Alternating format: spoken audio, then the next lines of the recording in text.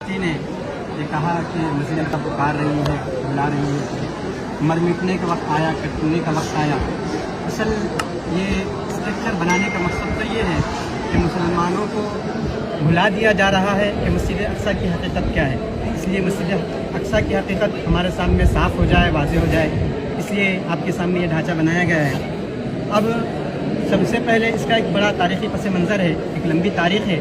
इसकी तामीर की इब्तिदा कब हुई, किस तरह मुनज़्ज़म किया गया। अव्वलीन तरीन दर्जे में हज़रत याकूब अलैहिस्सलाम को वही इलाही के ज़रिए से इसकी निशानदेही की गई थी।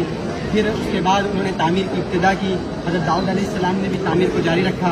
हज़रत सुलेमान अलैहिस्सलाम के ज़माने में ये तामीर तकमील को पहुँची।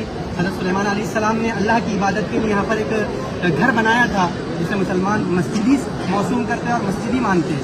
लेकिन यहूदियों का ये कहना है कि हज़रत सुलेमान अलैहिस्सलाम ने यहाँ पर एक हैकल बनाया था जिसे वो हैकल सुलेमानी के नाम से याद करते हैं, और इसी बुनियाद पर वो इस जगह पर अपना हक भी जतलाते हैं। और बनी इसराइल के अक्सर अंबिया अलैहिमुस्सलातु वस्सलाम का यहाँ से ताल्लुक़ रहा है, तो इसी बुनियाद पर वो अपना हक जतलाते हैं।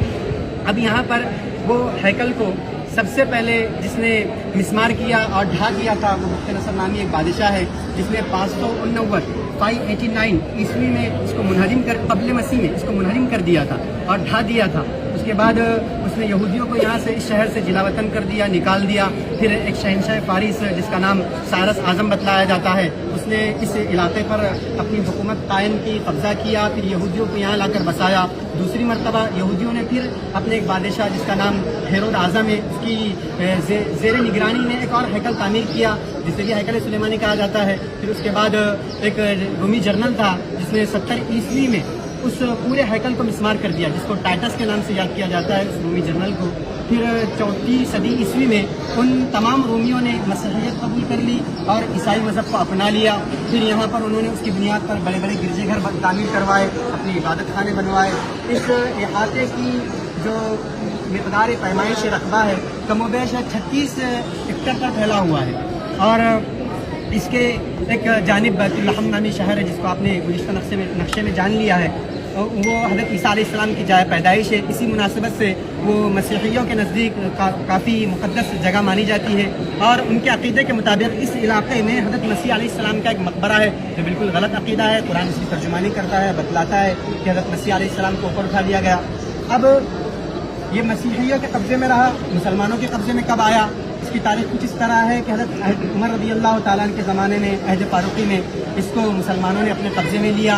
हज़रत उबैदुल्लाह बिन जर्राह रज़ी अल्लाह के ज़माने में हज़रत उमर रज़ी अल्लाह ताला अन्हु की खिलाफत के दौर में इसको अपने कब्ज़े में लिया, और उस वक्त ये बिल्कुल मिस्मार हो चुका था। हज़रत उमर आए, यहाँ पर इस जगह को साफ़ किया। इस इलाके में हज़रत उमर ने नमाज़ पढ़ी और यहाँ पर एक छोटी सी लकड़ियों की मस्जिद तामीर की थी। उसके बाद ये जो आपके सामने नक्शा नज़र आ रहा है, जो स्ट्रक्चर नज़र आ रहा है, इसकी हकीकत इस तरह है कि ये जो दोनों तैयार किए गए हैं ये बनु उमैया के ज़माने में तैयार किए गए। अब्दुल मलिक बिन मरवान और वलीद बिन अब्दुल मलिक, इनके ज़माने में ये दोनों इमारतें बनाई गई है। इस इमारत की हकीकत ये है कि ये पूरा इलाका एक पहाड़ी पर है और ये ख़ास तौर पर ये पहाड़ी का हिस्सा उभरा हुआ है। कमोबेश 1.5 से 2.5 मीटर ऊपर उभरा हुआ है। उस पर ये बनाया गया है। इसका नाम कुब्बतुस सखरा है और मुसलमानों के जहन में सोशल मीडिया के ज़रिए से ये बात बिठाई जाती है कि यही मस्जिद अक्सा है। हकीकत ये है कि मस्जिद अक्सा सिर्फ इसी का नाम नहीं है बल्कि पूरे इहाते को मस्जिद अक्सा कहा जाता है। मस्जिद अक्सा हरम कुदसी को, ये पूरे इलाके को मस्जिद अक्सा कहा जाता है। और मुसलमान जो इस मस्जिद को मस्जिद अक्सा कहते हैं, इसकी वजह और बुनियाद ये है कि उन्होंने नमाज़ पढ़ने के लिए इस इलाके को खास कर दिया है, इसलिए इसको मस्जिद अक्सा मुसलमान कहते हैं। और ये मस्जिद इतनी शानदार है कि इसके अंदर संगे मरमर के पत्थर जड़े हुए हैं और मुख्तलिफ़ किस्म की कारीगरी कुरानी आयतें वगैरह लिखी गई है, और एक वक्त में 3 से 3,500 लोग इसमें बआसानी नमाज़ पढ़ सकते हैं। फिर ये कुब्बा है जो सामने बनाया गया है, ये भी अब्दुल मलिक बिन मरवानी के ज़माने में बनाया गया। अब इस पर नक्शो निगार जो नज़र आ रहा है, ये नक्शो निगार खिलाफत उस्मानिया के ज़माने में ये नक्शो निगार किया गया है, और खलीफा अब्दुल हमीद और अब्दुल अजीज़ के ज़माने में ये नक्शो निगार हुआ। ये ऐसा नक्शो निगार है कि ये अपनी मिसाल आप रखता है। ये ऐसा कुब्बा है जिसकी नज़ीर इस्लामी हिस्ट्री में पेश करना मुश्किल है। और इस पर जो कुरानी आयतें लिखी गई है वो कुरानी आयतें सूरह यासीन की आयतें हैं, सूरह बनी इसराइल की आयतें हैं। अब ये कुब्बा और गुंबद की असलियत ये है कि असल तो ये लकड़ी से बना हुआ है, चूने वगैरह से इसकी अस्तरकारी की गई है। इस पर जो गोल्डन रंग है ये सोने का पानी चढ़ाया हुआ है।